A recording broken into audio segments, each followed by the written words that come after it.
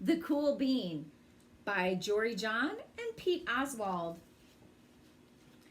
Watch out, here come the cool beans. The cool beans. Oh yeah, check out how they move. Look at the way they swagger. Notice their sunglasses? Yow.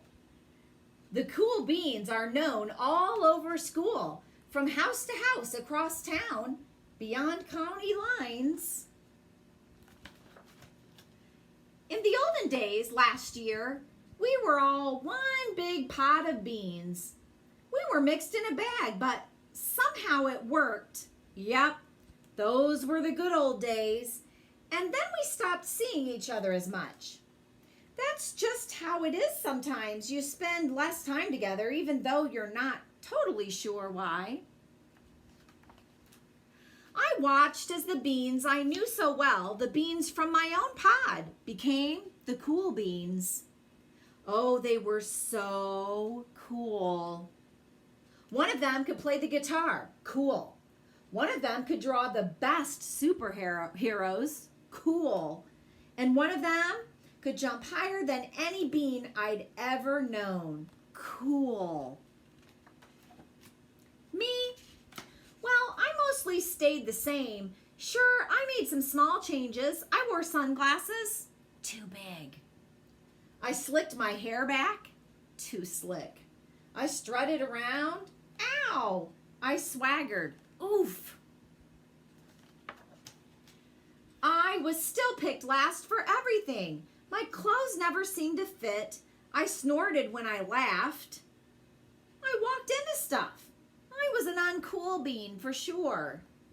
I started thinking of myself as just a common bean with no special skills. I couldn't compete, so I didn't even try. I'd never be a cool bean. It seemed like there were two types of beans in the world. There were the cool beans and the beans like me. The days all blended together. I lived my life and things were just okay. I took tests and ate lunches and mostly kept to myself. The cool beans continued being cool.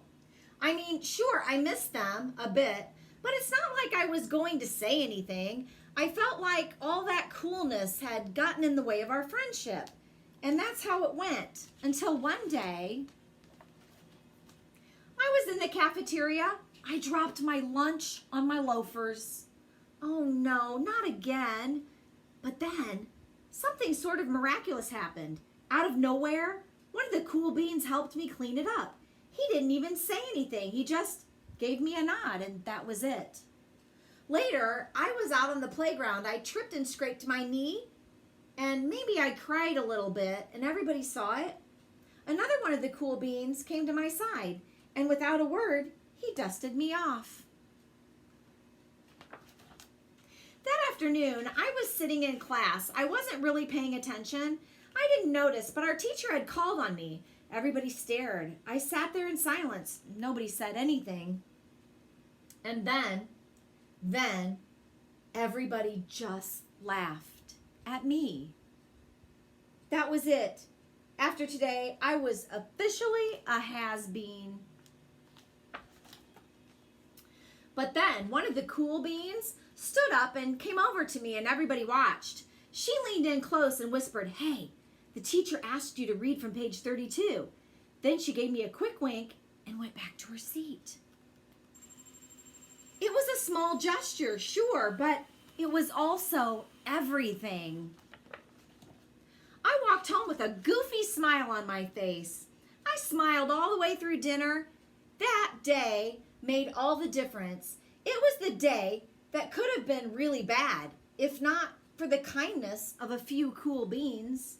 It gave me a shred of confidence. That shred of confidence has continued to grow. Somebody had my back, or a few somebodies. After that, I started hanging out with the cool beans again. How have you been? How have you been? Get it? How have you been? Not all the time, but sometimes at lunch, after school, even on the weekends. Throughout all of this, I realized that it's not about how you look or any of that other silly stuff. It's about a wink or a nod or a smile at just the right moment. It's about dusting somebody off, helping them up again, and pointing them in the right direction. Now that's cool.